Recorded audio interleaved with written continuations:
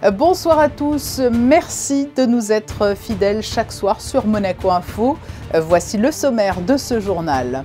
C'est une large victoire qui donne le ton. La Roca Team a entamé de la plus belle des manières les demi-finales du championnat de France de basket. Une victoire nette, 94-65. Le résumé de la rencontre à suivre.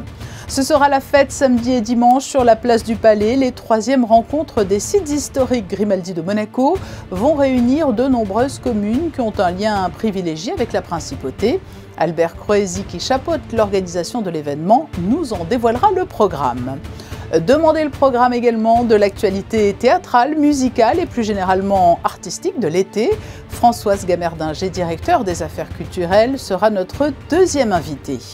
Le port du masque ne sera plus obligatoire dans les transports en commun, une mesure qui entre en vigueur demain samedi.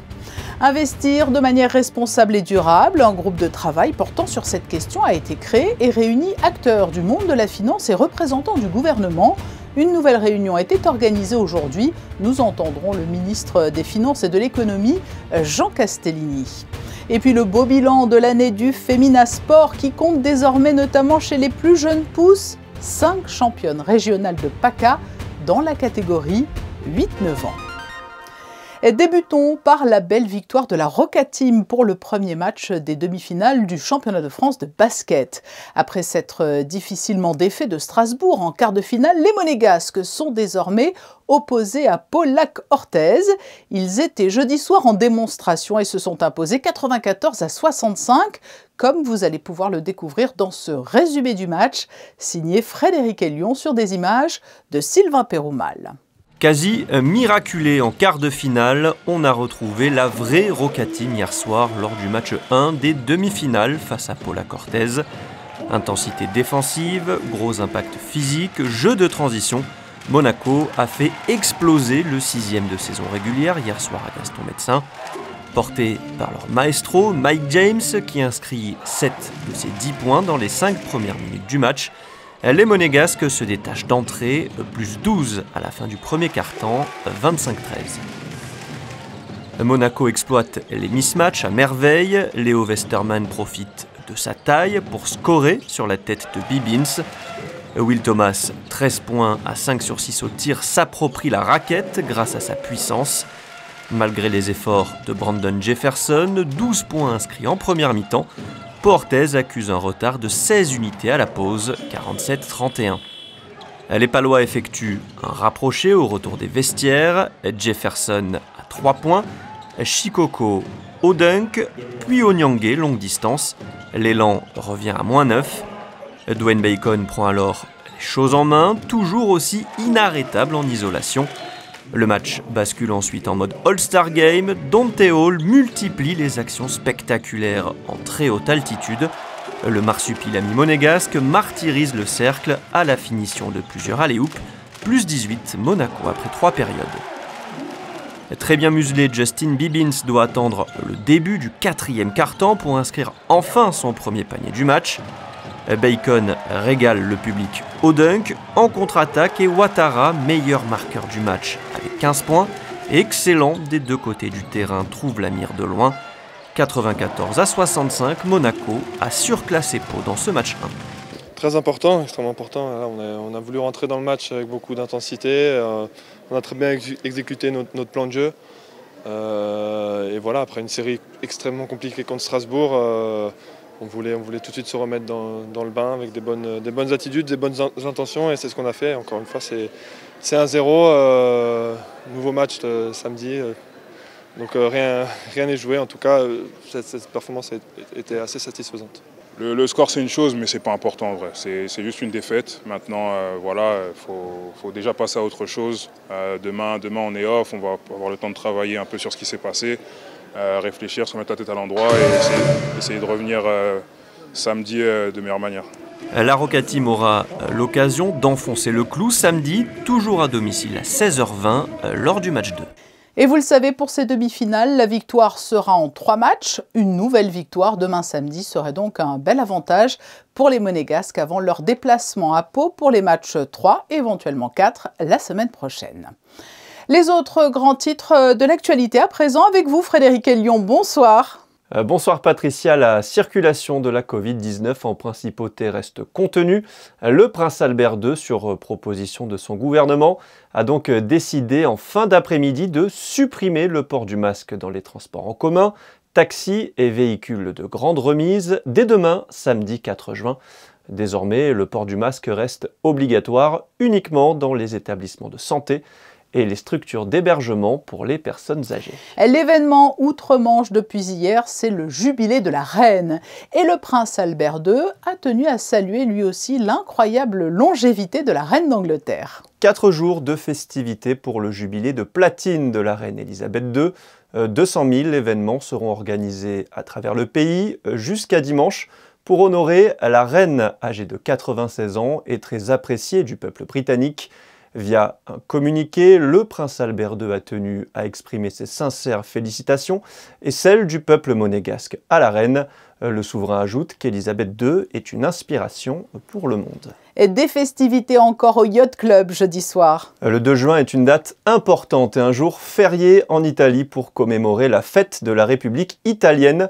Le prince Albert II et de nombreuses personnalités de la principauté étaient donc au Yacht Club de Monaco hier soir pour célébrer cette date importante du calendrier italien. Le 2 juin 1946, le peuple transalpin fait le choix de la République au détriment de la monarchie lors d'un référendum. Un jour important puisque pour la première fois de l'histoire, les femmes avaient pu voter en Italie. C'est un joli programme festif qui vous attend samedi et dimanche, place du Palais, avec les 3e rencontres des sites historiques Grimaldi de Monaco. Un village est en cours d'installation et nous retrouvons l'organisateur des réjouissances pour nous donner le programme de ces 2 journées. Bonsoir Albert Croesi. Bonsoir Patricia. Nous y sommes presque, c'est demain et dimanche que se tiendront les 3e rencontres des sites historiques Grimaldi de Monaco. Vous mettez là la dernière main aux préparatifs.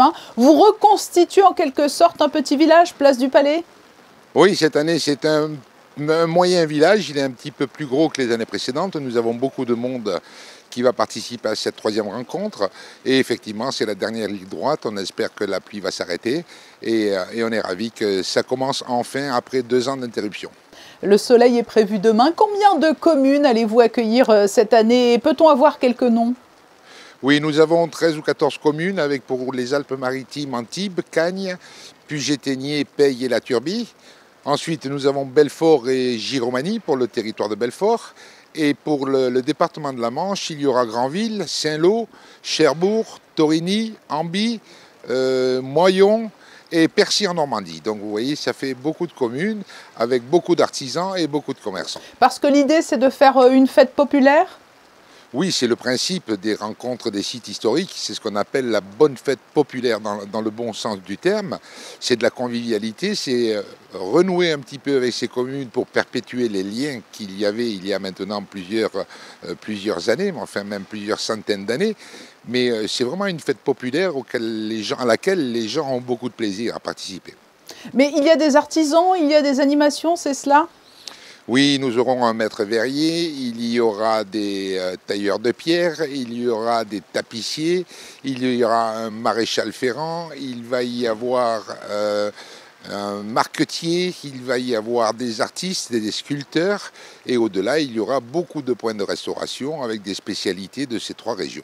Et un beau spectacle aussi à la nuit tombée, Tout à fait. Samedi soir, dès que la nuit sera arrivée, 22h, 22h15, la projection sur les façades du palais d'un très beau son et lumière. C'est finalement un esprit de famille qui se dégage de cette fête? Oui, c'est voilà, la fête populaire, la fête de famille. Tout le monde est uni sous le nom des Grimaldi. Je pense que le prince souverain en est très heureux puisque, pour preuve, il les visite régulièrement tout au long de l'année. Maintenant, il y a aussi les sites italiens qui ont donné lieu à la création d'une association italienne des sites historiques Grimaldi de Monaco. C'est vraiment, je pense, pour son plus grand plaisir, recréer des liens et agrandir un petit peu la famille.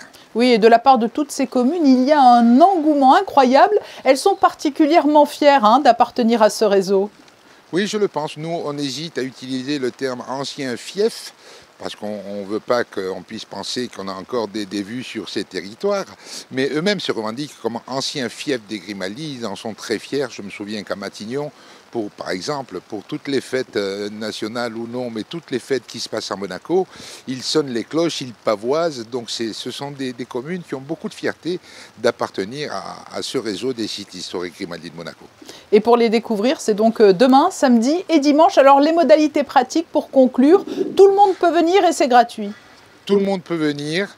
Libre accès, c'est totalement gratuit, sauf la marchandise, les nourritures qu'on voudra acheter, puisqu'en fait les commerçants, les artisans vont aussi procéder à des ventes de leurs produits, mais le spectacle, la visite du chalet, l'accès à la place du Palais est totalement libre et gratuite. Voilà, c'est dit. Merci beaucoup Albert Croesi, grand coordonnateur de ces festivités, de nous avoir présenté cette manifestation qui va animer le Rocher tout au long du week-end.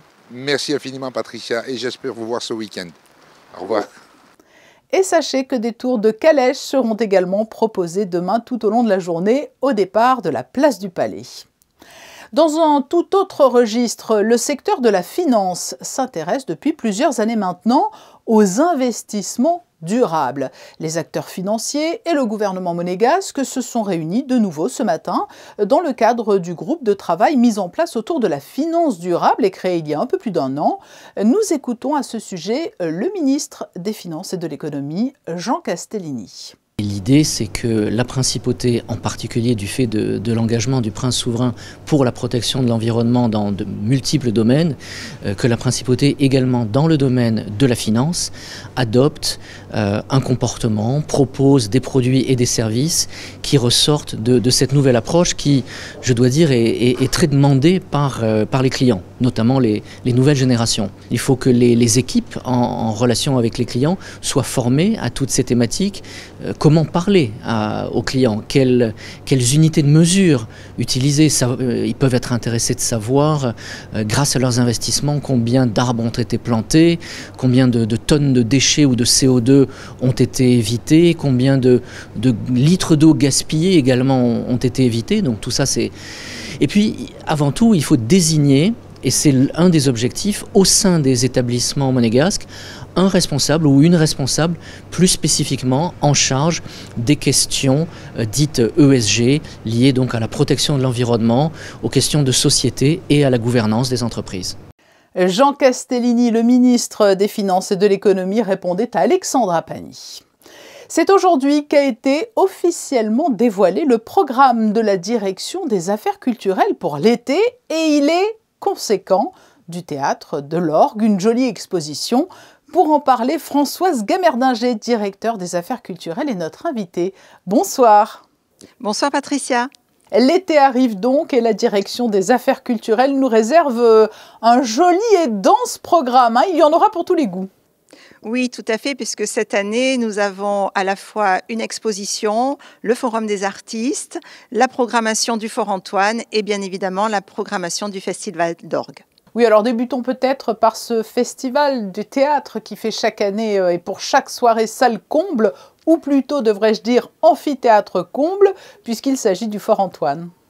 Oui, tout à fait. Alors cette année, nous avons 7 spectacles et nous avons souhaité orienter la programmation pour tous les âges et notamment nous commençons la saison avec un spectacle pour enfants et pour familles, bien évidemment, intitulé Hansel et Gretel, d'après le conte. Et donc, je pense que voilà, ça va donner la tonalité et l'envie aussi de venir découvrir tous les autres spectacles qui sont à la fois, qui appartiennent à la fois aux arts du cirque, qui sont des concerts, mais qui sont aussi des spectacles musicaux, des réflexions, enfin, toute une thématique qui nous permet de découvrir des acteurs de qualité, mais également une programmation qui est plaisante, mais qui fait réfléchir. Ensuite, plus classique, mais qui a son public, c'est l'orgue. Alors, moins classique cette année, puisque nous avons changé la formule et nous avons invité une discipline à s'associer avec l'orgue, à savoir la littérature cette année. Et chaque concert sera appuyé soit sur un texte de théâtre, soit sur un texte poétique, soit sur un ciné-concert. Mais la littérature est l'invité principal de ce festival, et notamment, par exemple, avec Guillaume Gallienne qui nous lira sur une improvisation d'orgue, un conte de George Sand, bien sûr en lien avec la thématique de l'orgue. On aura également Jean-Loup Chrétien qui va nous parler de sa passion de l'orgue et associé à tout le monde des étoiles. Donc ce sera une projection magnifique associée à l'orgue. Nous aurons des poèmes de la cousine de Guillaume Gallienne, une jeune femme décédée à l'âge de 19 ans, mais qui a eu une production poétique absolument remarquable. Et enfin, nous aurons aussi un concert pour enfants, puisque nous évoquerons bien évidemment le texte de Melville sur Moby Dick. Donc vous voyez, là aussi, tous les âges et tous les domaines de la littérature seront représentés pour donc une saison un petit peu particulière pour le Festival d'orgue. Oui, c'est une nouvelle formule finalement, et puis des lecteurs donc de renom. Du côté du Larvoto, alors là c'est une exposition et c'est quelque chose d'inédit, hein. Le chat déambule. Alors il y a un gros indice dans le titre. Alors le chat déambule, oui, il y a déjà du public qui nous ont dit « Ah ben chat alors, il y a Gueuluc à Monaco ». Et oui, nous aurons donc 20 gros matous, je dis gros matous parce qu'il s'agit de sculptures de plus de 2 mètres de haut et plus de 2,5 tonnes chacune, qui seront exposées au Larvoto et qui seront là pour vous accueillir, vous permettre de prendre des photos, et toujours avec cet humour bien particulier du dessinateur Gueuluc, qui là s'est transformé en sculpteur et qui nous présente ces nouvelles œuvres du gros chat, qui donc accueillera là aussi tout public et qui ne manque pas d'humour dans donc l'exposition de ces 20 sculptures. Et comment est venue l'idée de cette exposition? Cela accompagne aussi le renouveau du Larvoto? Alors, ça accompagne le renouveau du Larvoto dans le sens du choix du lieu de cette exposition, mais nous devons remercier notre souverain de nous avoir offert cette exposition pour cet été. Il y tenait, il pense que ça fera plaisir au public, et puis on a besoin d'un peu d'humour et d'un peu d'humour décalé. Et voilà, il a souhaité que le public monégasque et les touristes découvrent cette œuvre qui est liée aussi dans le futur, en 2024, à l'ouverture d'un musée du chat et du dessin humoristique qui doit donc voir le jour à Bruxelles. Et donc voilà, cette participation à cette exposition itinérante permet la création d'un musée. Donc c'est aussi une démarche culturelle importante. Oui, parce qu'elle a déjà fait plusieurs étapes précédemment. Donc oui, le théâtre, l'orgue, l'exposition. Et puis, début juillet, la grande réunion de famille des artistes de Monaco, cette fois. Oui, c'est une grande famille, puisque cette année, nous avons le plaisir d'accueillir 80 artistes de Monaco qui vont présenter leur travail. À partir du 16 juin, le site Internet du forum sera ouvert et vous pourrez découvrir toutes les œuvres et voter pour votre œuvre préférée. Et cette œuvre sera mise à l'honneur lors du week-end du Forum des artistes. Donc voilà, c'est une belle fête pour la création artistique. Oui, donc on l'a vu, une programmation estivale très riche et puis beaucoup de nouveautés. Françoise Gammerdinger, merci d'avoir répondu à notre invitation pour nous présenter tous ces événements culturels. Eh bien, merci à vous et puis rendez-vous au public pour un bel été culturel. Merci beaucoup. Rendez-vous est pris, merci. Mais avant ce beau programme estival, une semaine intense se profile toujours dans le domaine de la culture. Une semaine placée sous le signe de la philosophie, Frédéric. Les rencontres philosophiques de Monaco organisent la semaine Philo Monaco du 7 au 12 juin. 6 jours d'échanges et de débats avec de nombreux intervenants, philosophes, psychologues, journalistes, écrivains ou professeurs. Tous les matins de 9h à 10h30, rendez-vous au marché de la Condamine pour une session questions-réponses avec les invités du jour. Des tables rondes et conférences seront organisées au théâtre Princesse Grace et des ateliers philosophiques seront proposés dans les classes en principauté. Retrouvez toutes les informations sur le site philomonaco.com. Passons à cette soirée aux Stars and Bars pour la communauté LGBT, mais pas seulement pour ses soutiens aussi. La Barclays Monaco proposait hier en partenariat avec Fightheads Monaco et le Stars and Bars un cocktail pour célébrer le mois de la Pride en principauté. Plusieurs intervenants se sont succédés sur scène. Fight-Heads Monaco y a réaffirmé son soutien à la communauté LGBT, sa volonté de lutter contre toute forme de discrimination et l'importance de préserver les valeurs de tolérance et de respect. Et puis une bonne action tout en faisant de bonnes affaires, Frédéric. Mission Enfance organise à son siège, 19 avenue des Papalins, une grande braderie les 7 et 9 juin de 10h à 18h. De nombreux articles de seconde main seront proposés, vêtements pour bébés, enfants et adultes, des chaussures, jouets ou linge de maison. La somme récoltée permettra de financer les envois de containers au Burkina Faso. Nous mettions à l'honneur hier l'équipe des U15 de water-polo, sacrée championne de France, des jeunes prometteurs. La gymnastique artistique féminine monégasque, elle aussi, peut se féliciter de plusieurs titres en cette fin de saison. Le Féminasport compte ainsi parmi ses adhérentes 5 championnes régionales PACA dans la catégorie 8-9 ans. Juliette Rappert et Lionel Bernardi sont allés à leur rencontre lors de leur entraînement. Elles s'appellent Romy, Kaya, Chelsea et Inès. Elles ont entre 7 et 8 ans et elles sont les nouvelles championnes du département PACA. Elles font partie de la section performance gymnastique artistique féminine du Féminasport et s'entraînent plus de 9 heures par semaine pour arriver à ces résultats. Ça fait plusieurs années qu'elles s'entraînent. C'est des jeunes filles que le club a détectées avant la période Covid. Étant donné qu'elles ont beaucoup de capacités physiques, le but, c'est d'ouvrir au maximum l'apprentissage pour leur permettre d'avoir la plus belle, si elles le désirent, des carrières. Après 6 compétitions cette année, cette jeune équipe féminine prometteuse pense déjà à l'année prochaine. Le bilan, c'est que voilà, elles ont fait du bon travail de formation de base et que maintenant on peut passer à des apprentissages plus complexes. Les axes d'amélioration, c'est toujours continuer dans le plaisir. Donc c'est vraiment l'essentiel, c'est d'être dans le plaisir. Parce qu'il faut qu'elles se sentent bien dans la salle. L'objectif de la saison prochaine, c'est l'explosion au niveau acrobatique. Là, on a des bases. Maintenant, il faut passer au cap supérieur au niveau acrobatique. Mais avant de partir pour les grandes vacances, elles s'entraînent sur les différents agrès en vue de la prochaine fête du club de la gym, le 25 juin. Et à présent, vendredi mitigé, peut-on espérer un week-end plus ensoleillé? La réponse tout de suite avec vous, Frédéric. Retour du soleil, Patricia, après l'épisode pluvieux d'hier, le beau temps reprend le dessus avec une journée bien ensoleillée et quelques passages nuageux l'après-midi. Les températures seront en hausse et comprises entre 22 et 32 degrés. Samedi 4 juin, nous fêterons les Clotildes. Ainsi se referme ce journal. Nous aurons le plaisir de vous retrouver demain samedi à 19 h pour un nouveau JT. Nous nous quittons sur ces photos de Michael Alizzi qui a assisté au montage du village installé place du Palais en vue des 3e rencontres des sites historiques Grimaldi de Monaco qui auront lieu, je vous le rappelle, samedi et dimanche. Je vous souhaite à tous une très belle soirée. À demain.